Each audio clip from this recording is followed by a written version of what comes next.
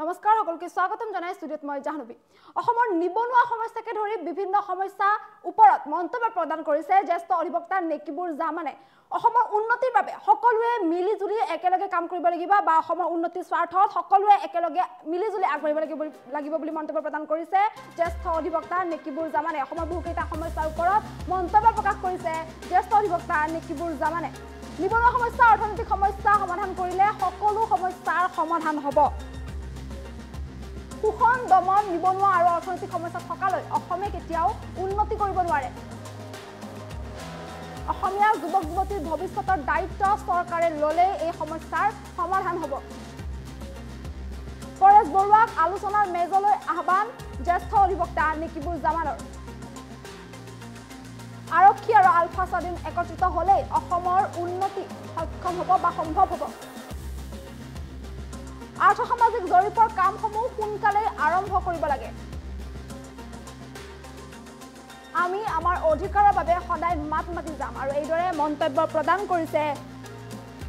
অসম হজ কমিটিৰ অধ্যক্ষ তথা জ্যেষ্ঠ অধিবক্তা নেকিবুৰ জামানে অসমৰ এই ভালেকেইটামান সমস্যাৰ ওপৰত এইদৰে গুৰুত্বপূৰ্ণ মন্তব্য প্ৰদান কৰিছে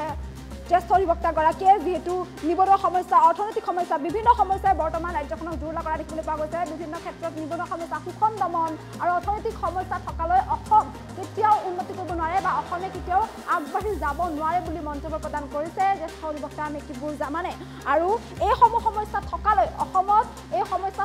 অসমৰ উন্নতিত সদায় বাধা আহিবই যেতিয়া এই সমস্যাসমূহ সমাধান হ'ব বা যেতিয়া এই সমস্যাসমূহৰ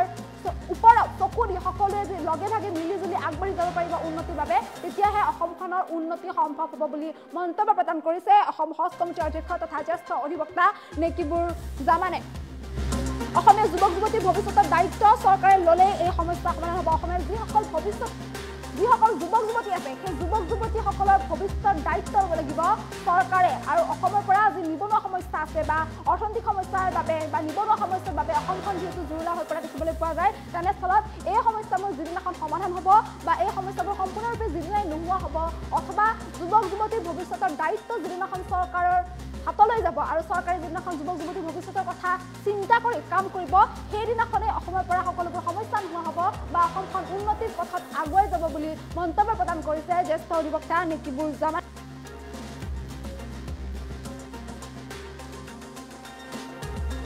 কোটি টকা ৱাকফ বোৰ্ডৰ প্ৰত্যক্ষভাৱে ক'বলৈ গ'লে এইটো অসমীয়া খিলঞ্জীয়া বুলি যাক কোৱা হয় এই অসমীয়া মুছলিম সম্প্ৰদায়ৰ তেওঁলোকৰ অতীত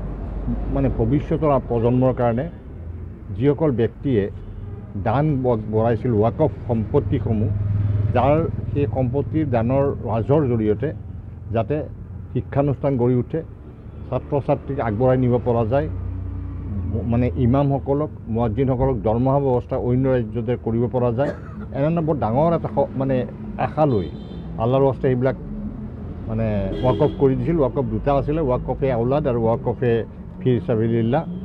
আউলাদত এই পৰিয়ালৰ লগত সম্পৰ্ক থাকে আৰু ফি সাবিলিল্লাহ সম্পূৰ্ণৰূপে ৱাকফৰ নিজস্বভাৱে হয় আৰু সেইমতে বিগত যুগ ধৰি কংগ্ৰেছৰ শাসনকালত প্ৰকৃততে এই ৱাকফৰ লুটপাট কৰা শেষ হোৱাৰ পিছত মই যেতিয়াখন ৱাকফৰ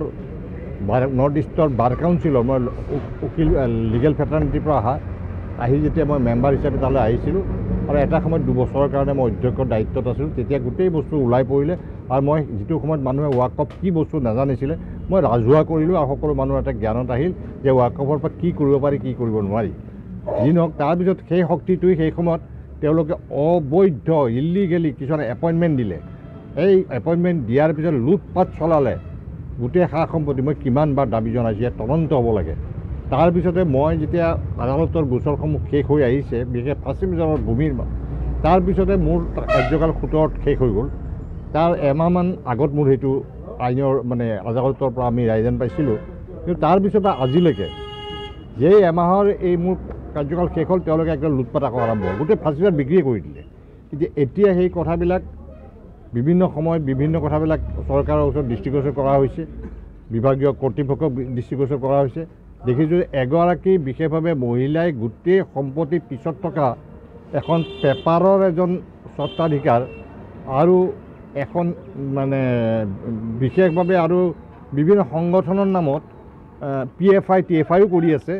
ইছলামিক সংগঠনৰ নামত তেওঁলোকে কিছুমান কাম কৰি আছে, যিটো অসমৰ কাৰণে ভৱিষ্যত দিনত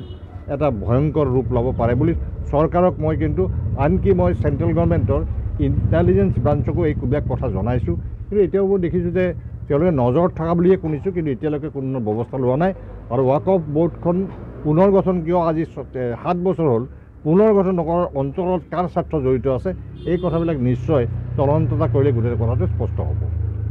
নহয় চাওক, আমাৰ অধিকাৰৰ প্ৰশ্নত আমি যি শোষিত, নিপীড়িত, অৱহেলিত, বঞ্চিত যিকেইটা জনগোষ্ঠী, আমি সদায় অসমীয়া মূলসুঁতিৰ জনগোষ্ঠী আছিলোঁ। কিন্তু আমাক সংখ্যালঘু বুলি কৈ বিশেষভাৱে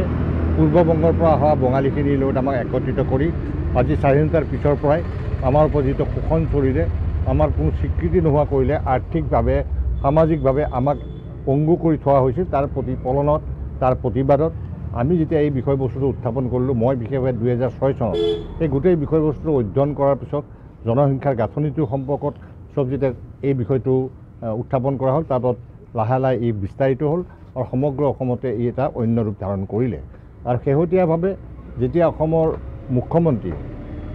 তেওঁ যেতিয়া বিত্তমন্ত্ৰী আছিল, তেতিয়া তেওঁ ঘোষণা কৰিছিল আমাৰ উন্নয়নৰ কাৰণে 100 কোটি টকা নিৰ্ধাৰিত কৰিছিল। কিন্তু সেই নিৰ্ধাৰিত হোৱাৰ পিছত এই সম্পৰ্কত সেই সময়ত সংখ্যালঘু দপ্তৰৰ মন্ত্ৰী ৰঞ্জিত দত্তৰ লগত মই কেইবাবাৰো আলোচনা কৰিছিলোঁ। কৰাৰ পিছত আমি এটা সুন্দৰভাৱে আগবঢ়াই নিছিলোঁ। তেওঁ তেতিয়া বিত্তমন্ত্ৰী, কিন্তু বিজেপিৰ ভিতৰত থকা এজন তথাকথিত মুছলমান নেতাই গোটেই জাতিটোক বিশ্বাসঘাতকতা কৰি সেই গোটেই আলোচনাটো তেওঁ সেই সময়ত মুখ্যমন্ত্ৰী খুব ঘনিষ্ঠ আছিল, গোটেই বস্তুটো নিষেধ কৰি দিলে। যাৰ ফলত তাৰপিছত যেতিয়া মুখ্যমন্ত্ৰী হিমন্ত বিশ্ব শৰ্মা দায়িত্বত আহিল, তেওঁ সভা পাতিলে, 7খন কমিটি বনালে, সকলোৰে পৰা ৰিপৰ্ট ল'লে, সকলো দিশ চালি জাৰি চাই তেওঁ চেঞ্চাছটো ঘোষণা কৰিলে, অৰ্থনৈতিক সামাজিক চেঞ্চাছ। এইটো চেঞ্চাছ এই মানে অলপ পিছুৱাই থাকিল। এইকাৰণে সেই সময়ত পাটনা উচ্চ ন্যায়ালয়ৰ এটা গোচৰ সম্পৰ্কত তাতে হ'বলগীয়া এনেকুৱা